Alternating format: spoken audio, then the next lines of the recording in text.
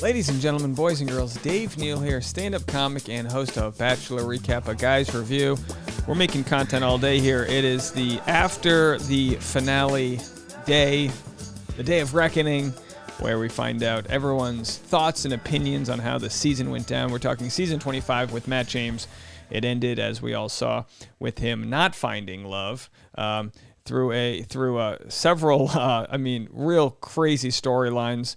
He sends Michelle home, and then he doesn't propose to Rachael Kirkconnell, and of course they break up after the final rose.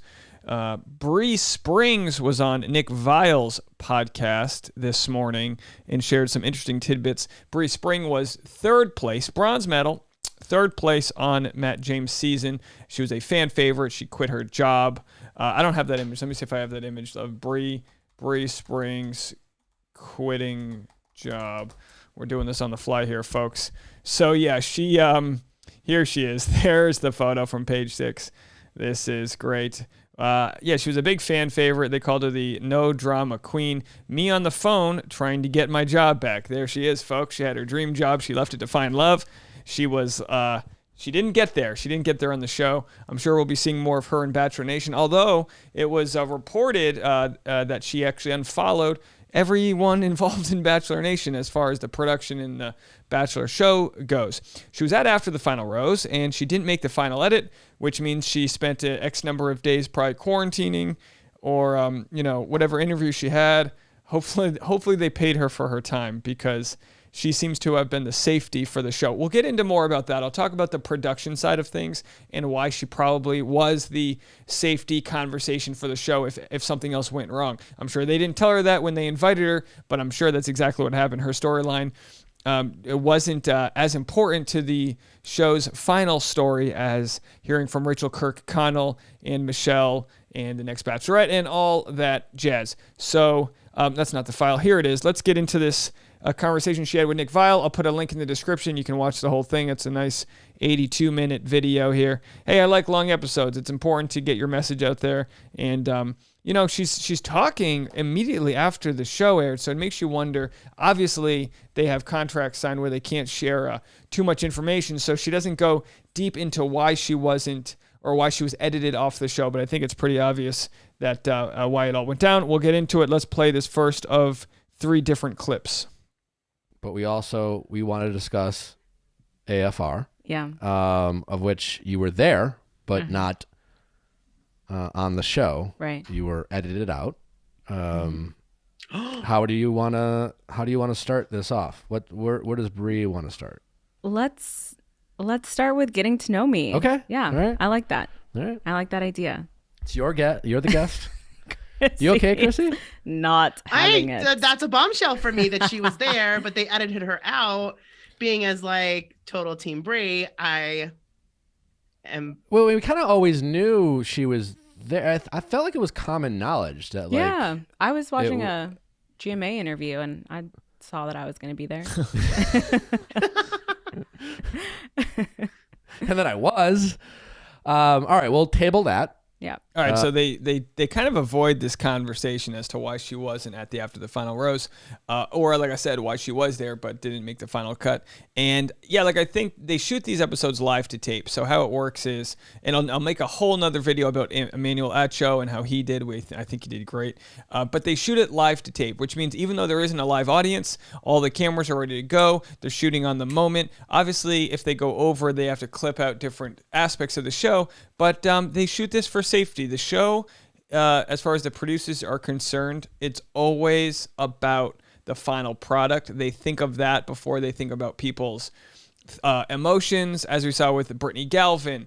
They promoted a sham story to tease their show. As we saw with Chris Harrison, promoting, we'll have to find out what Rachael Kirkconnell thinks on the After the Final Rose. He had to go because they flamed the fires versus putting out that fire, in a way that they couldn't monetize it. That's what the show cares about. It is a business. It's a corporation. It cares about ratings. Ratings are king. That's all it cares about. So why did they have Bri Springs there? if the schedule was shot so tightly that they knew they weren't going to fit her in. Because it was shot so tightly, they had very tough conversations. My only thought is, in case something else went down, in case Michelle cut the conversation short, in case Rachael Kirkconnell cut the conversation short, maybe Emmanuel Acho would have sucked with his questioning and they would have, kind of burned through all their questions. They kept Bri there as an extra 10-minute conversation if they needed to plug it in.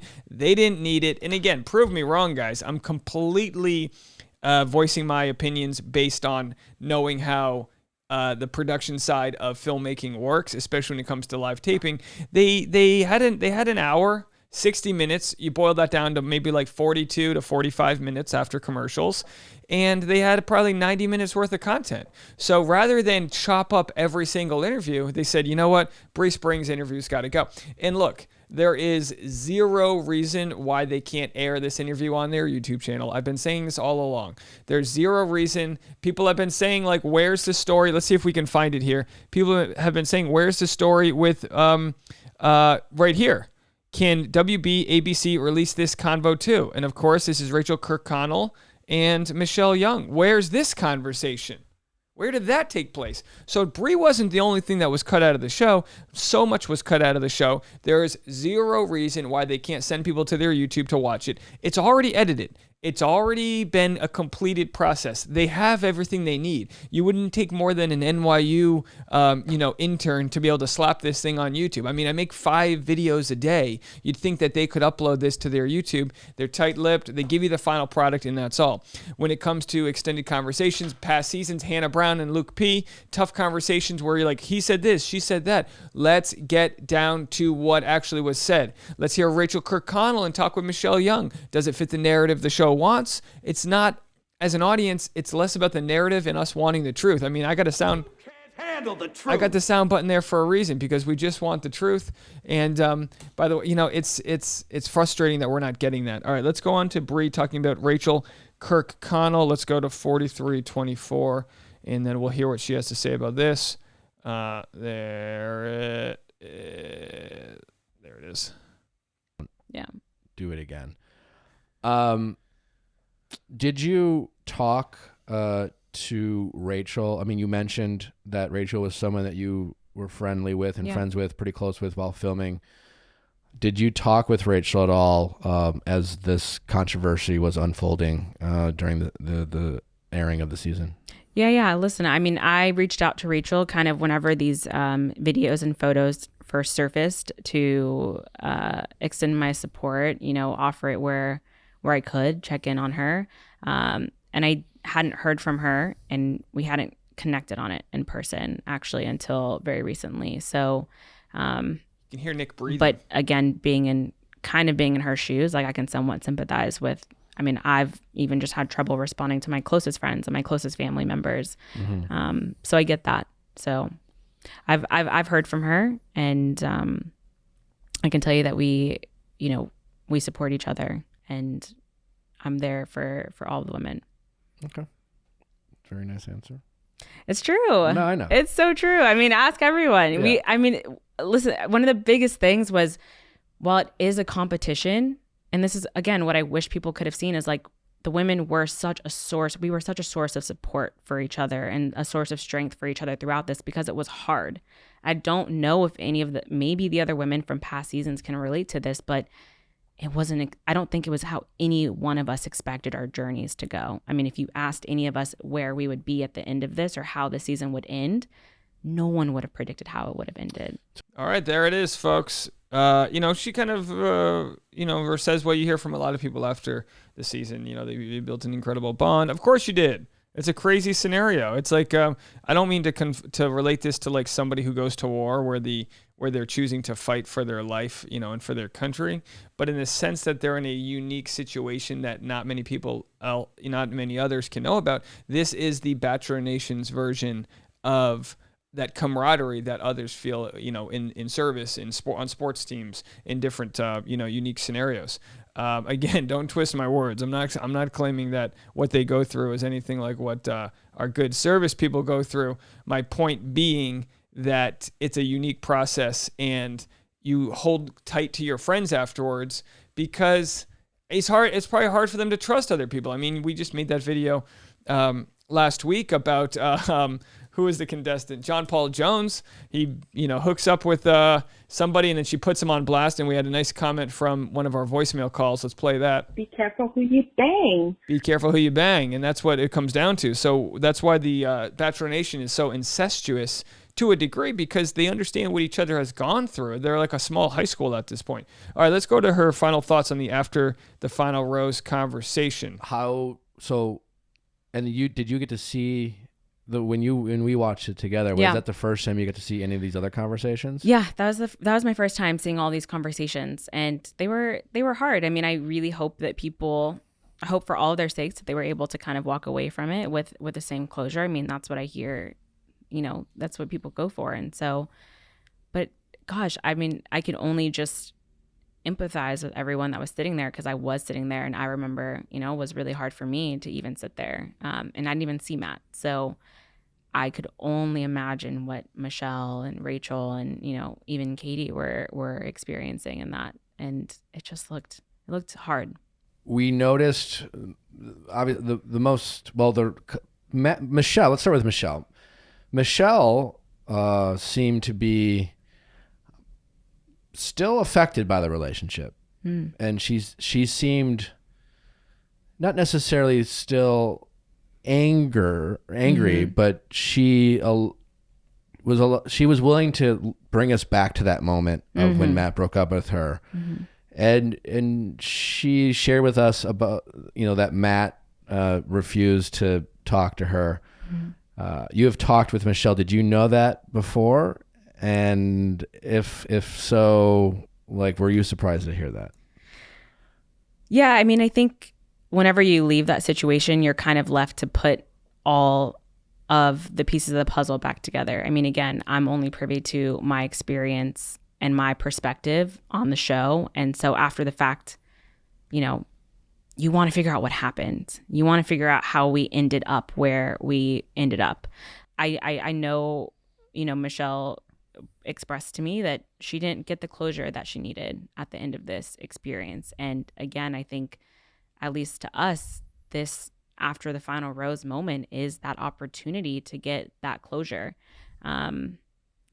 Watching my breakup back, that was the closure that I needed from my journey and my experience. It was very, again, watching it back, clear to me where Matt's heart was. And I was okay to walk away from it after that, seeing how it all ended.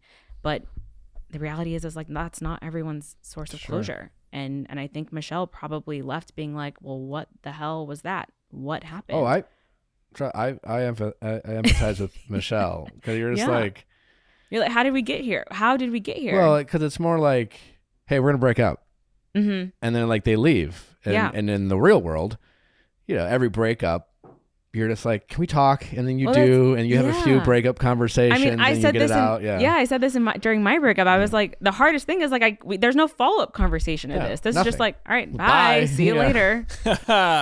Bye. See you later. They've touched on so many great points. And I have to say, podcasting is so powerful as a long form art form, because in the society we live in, I mean, you watch Good Morning America, you watch these 3-minute clips. It is horrible how surface level it all is. There's a reason people like the longer conversations. For my videos, I've literally had people be part of 10-hour live streams before. That's insane. But there is a couple hours where if you can give someone the time to hear them out, you can get through so much. And as a listener, it can be, shout out to one of our listeners who called me last night. She left an amazing voicemail that said, my podcast helped her as she was getting over cancer. I've had 3 or 4 different people actually tell me this, that actually during their chemo treatments, they listened. And there probably aren't, and I'm not here to make this about me, but the idea with podcasting and long form conversations, there are a few times when we have that kind of alone time where we can turn a podcast on and listen to a full episode. When people are driving in the car, podcasting is very popular. Sometimes people will listen while they're doing sort of mundane, like cleaning tasks, because you can get out of your current reality and hear other people talk. And in like in chemo, that's another scenario where have had a solid handful of people say, hey, just listen to old chats with you. It felt like we were talking to friends, and that's kind of what it's all about. But on the side of their actual conversation, and I can attest as a podcaster, you get so much therapy just by sharing your story. Like Bri just talking to Nick Viall about her experience, that's a form of therapy. Not to take away from what therapists actually do, but a lot of it is just getting things off your chest, deburdening. And Bri talked about that closure. The fact that Michelle didn't get that closure with Matt, that can really hold somebody up. I remember when I lived in New York City, I was dating a girl. We had only seen each other for a few weeks, but it's kind of like the Bachelor scenario. When it's hot and heavy and it's only a few weeks, oxytocin can be a bitch of a drug, right? It's the commitment molecule. It's what you release when you have sex. It's what you release when you hug. It's what you release when you love. And the more you love, the more committed you can be to somebody based on the releasing of oxytocin. It's kind of this survival mechanism in our DNA to keep people attached because we need each other. And because of that, you can get kind of stir crazy for somebody, especially when you don't have closure. I was ghosted by someone. In hindsight, it was like, what was I even thinking? But in the moment, the fact that I have a stand-up bit about it, I was like, whenever you get ghosted on, you have to keep on messaging them, but at decreasing levels of technology. Like, send them a text, no response. Email them, no response. Slide them a fax. Just go ahead and fax them. But it's true that, like, all you want, like, so after like several weeks of reaching out to this girl who ghosted on me, I didn't know. I thought I wanted the relationship to still work, and I kind of did. But at the same time, I also wanted a finality to it. I'm talking radio silence, stopped hearing for her. I was like, did you die? Are you alive? And I know people can relate to this, where you're just like, all I'm looking for is a little human decency as an adult, that maybe if we're not going to be bumping Harrisons, if we're not going to be dating, you just let me know. So she finally got back to me after a few weeks, and we met at her place of work, which was a major part of town, Rockefeller Plaza. And she was like, walk me home. We'll talk about it. So she lived 30 blocks away. When you live in New York City, you walk 30 blocks. We talked the whole way. And I still, until the very end of the conversation, thought we were going to repair things. But then she broke up with me. And no matter what I said, she just wasn't feeling it. That was it. And then I walked home a very long way. It was a long walk. I could have taken the bus or the train. I decided to walk through the Central Park. I had a moment. I had kind of a rough night, but I was able to recover so much faster by having that conversation than I would have if I was putting the pieces together. When you're left to put the pieces together without knowing what the product looks like, you can't build that puzzle. You can't solve it all. Well, what were they thinking? Was it something I said? Was it this? Could I have done something differently? And then usually the answer is the person just wasn't that into you. And with Bri's case, when she saw the other relationships play out, she realized Matt just wasn't that into her. And by getting that resolution, she was able to move on with her life. So I implore everybody, if you're ever in a relationship, if it's not working out, rather than ghosting somebody, be very clear that how you own up to it and how it's not working out for you, and let that person free. Free that dove, and also don't forget, be careful who you bang. Just be careful who you bang. That's always important too. And with as far as they're concerned, talking about Michelle, yeah, Michelle was still affected. Now, they filmed this a few weeks ago. She's not going to be shooting The Bachelorette for like 6 more months. So she has plenty of time to kind of like regain her self-worth, regain who she is. But it was very hard to see that she wasn't able to get what she wanted out of that relationship and get the closure she was looking for. Let me know what you guys think about this. Obviously, Bri Springs is a PR expert, so she's not dishing too much information here. She kind of knows better. She's a little, playing it respectfully, which we can appreciate, even if it's not the tea that we want to drink. And I always like to bring out my quote here: "Go confidently in the direction of your dreams. Live the life you have imagined." This is one of my favorite mugs. When it's time to get work done, you pull out the old Henry David Thoreau mug. But yeah, guys, get out there, call your moms, be nice to each other, and just, I think when we look at this, the answer is communication. Communication is key. If you think you've expressed your point, make sure to give the other person the benefit of the doubt that they really understand what you're saying. And like Nick said, sometimes during a breakup, you need to have conversations. It happens a couple different times. You think it's resolved, and you're like, I wish I said this. And then you have another phone call, then you meet for tea, and you're like, well, what about that? And then finally, you can move on and go in the right direction. Unfortunately, Matt didn't give that to Michelle in the moment. I hope she got it after the final rose. Leave a comment. Let me know what you guys think. We'll see you in the next one. Oh, shoot. I wanted to promote this before I'm out of here. I wanted to promote my Patreon. I always forget to promote this. Tasha and I have a podcast. This is the private episode, a life-changing year for my YouTube.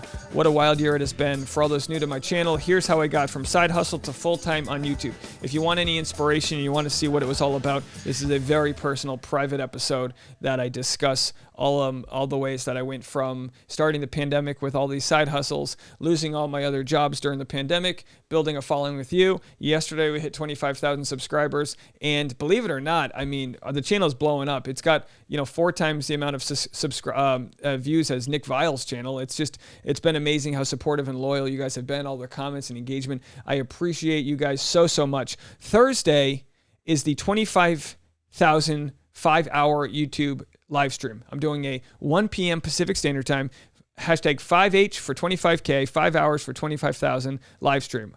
Order some pizza, hang out. We're going to keep it light and fun, talk about whole different things, take your phone calls, voicemails, Skypes, things like that. 1 p.m. Pacific, 5 hours. Come join us, have some pizza. All right, that's it for me. Leave a comment. We'll see you guys in a little bit. And of course, I'm going to be doing a voicemail video later today. So leave a voicemail right here if you want to. Let me know what you think of the finale. Bye, everybody.